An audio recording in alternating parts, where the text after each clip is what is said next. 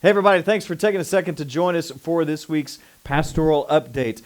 Before we get into what's coming up, I wanted to take just a second to reflect on this last Sunday. If you were there in our worship service, you got to hear from Tina and myself as we were reflecting back on just some of the things that God has been doing in our life over the last year. Many of you are familiar just with some of the events that have transpired in our lives. Most notably, Tina was diagnosed with breast cancer last year. And so over the last year, God's been working and speaking to us and comforting, encouraging, challenging us as you would expect. And so we were able to just share a little bit of some of those thoughts. And so I'd encourage you, if you weren't there, feel free to go back on our YouTube channel there and be able to rewatch the service. But my main encouragement with all that was to say a couple of things. One is that our tendency at times when we go through our own trials or our difficulties or hardships is that we kind of want to keep them all to ourselves, mainly because we think, well, nobody's going to want to hear this. As I shared on Sunday, we might feel like a spiritual Eeyore, and it's just always down, and nobody wants to hear what we're experiencing or going through. Or we compare ourselves to others and we think, well, my story isn't nearly as bad as somebody else's, and so I don't want to seem like I'm kind of getting in this comparison model with my sufferings versus that of somebody else. And what we've learned, and I think what's encouraging for us to do as we experience our trials and as we go through these different hard times, is to be willing to share them with other people. Because regardless of where they are on the scale of difficulty in our lives versus somebody else, I think there's things that God can teach us that we can be a conduit to teach others as well.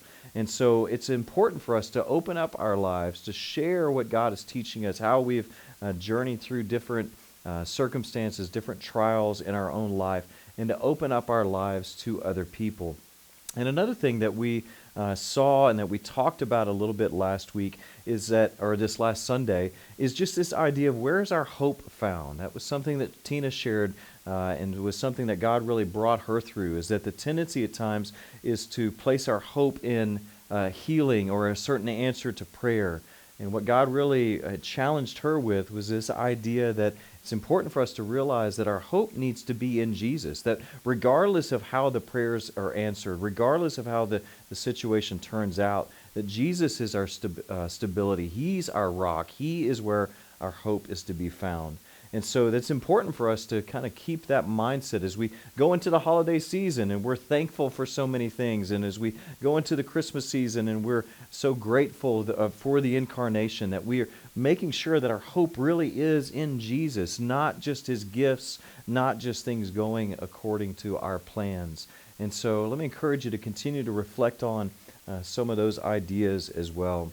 Now, this week, it's Thanksgiving week, so we have Thanksgiving this Thursday. We will not have any Wednesday night activities. Our offices will be closed on Wednesday afternoon, and so enjoy the time with your family, with friends. And then this Sunday, though, we will still have church. We will have our worship service at 9, missional communities that will follow afterwards. And during our worship service, we're going to dedicate a special time for prayer.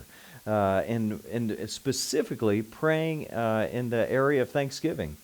Sometimes Thanksgiving with our prayers is like the preamble to get to the real meat of the prayers, which is praying for stuff that we need or we will need to see God do in other people's lives. But this Sunday, we want to try to spend quite a bit of time just on Thanksgiving.